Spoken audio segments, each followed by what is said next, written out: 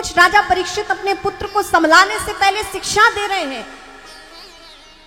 और राजा परीक्षित ने अपने पुत्र जन्मेजय को राज सिंहासन पर बिठाया, राज तिलक किया, शिक्षा देकर कुछ क्षण रुके। पत्नी ने प्रणाम किया, राजा परीक्षित चल पड़े।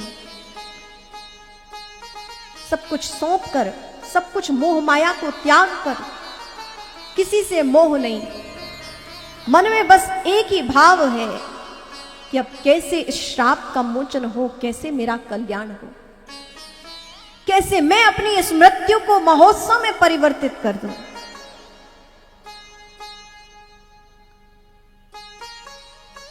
जब कोई मृत्यु को प्राप्त होता है तो शोक सभा होती है, लेकिन कोई संत, कोई महापुरुष जब देह को त्याग करता है तो वहां शोक सभा नहीं, श्रद्धांजलि सभा होती है।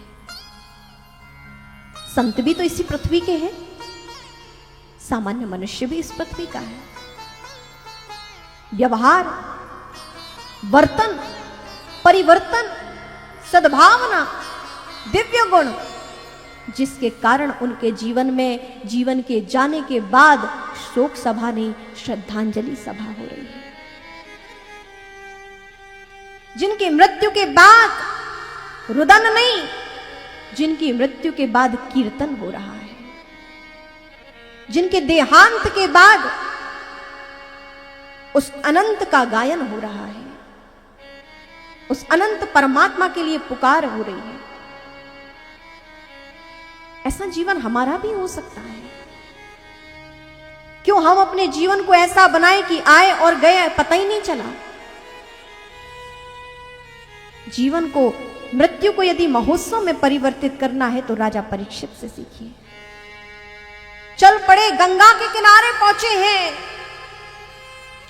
मां गंगा की शरण में बैठे हैं। राजा परीक्षित मां गंगा को पुकार रहे हैं, मां भगवती कृपा करो।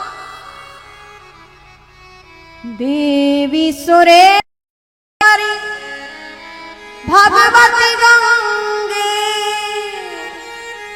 त्रिभुवन तारिणी तरल तरंगे शंकर मौली विहारणी विमले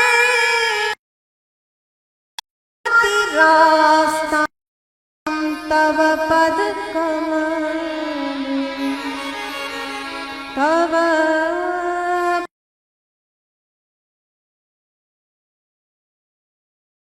भगवती गंगा की शरण में राजा परीक्षित पहुंचे हैं, पुकारा है, हे भगवती कृपा करो, मेरे जीवन का कल्याण मार्ग प्रशस्त करो।